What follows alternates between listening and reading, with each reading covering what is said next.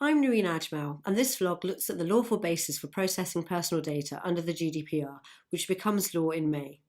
In particular, what the GDPR means for those relying on consent or legitimate interest as their lawful basis. In preparation for GDPR, organisations must think carefully about why they need to process personal data and the legal basis they will be relying on.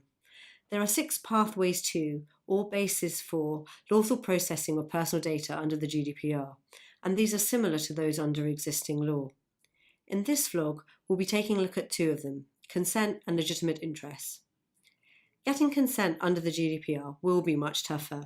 Consent will need to be freely given, so the individual has a genuine choice, be given by clear affirmative action, so silence or pretext boxes will not suffice, informed, so the individual must have been clearly told of the purposes for processing, obtained separately, away from other terms and conditions, verifiable, and also easily withdrawable. The fact that consent, once given, may be withdrawn means that relying on consent will not be the panacea for the basis of lawful processing that it's been up to now.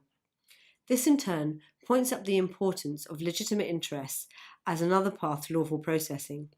Here, the GDPR also sets out more criteria and clarification for organisations wanting to rely on this pathway.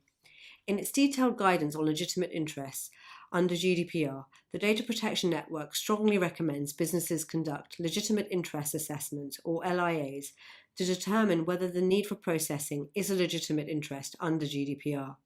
There are 3 stages to this. 1. Assessing whether a legitimate interest exists. 2. Establishing the processing is necessary.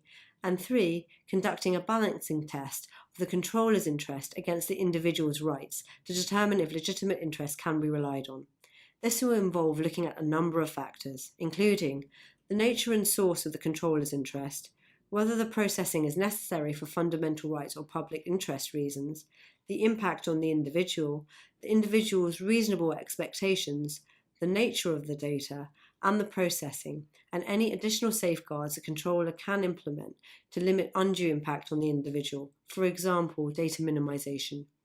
In determining legal basis for processing personal data and conducting LIAs, it is essential organisations record their findings to assist with meeting the requirements of transparency and accountability under the GDPR. If you'd like to find out more about getting ready for GDPR, check out our website at www.kempitlaw.com.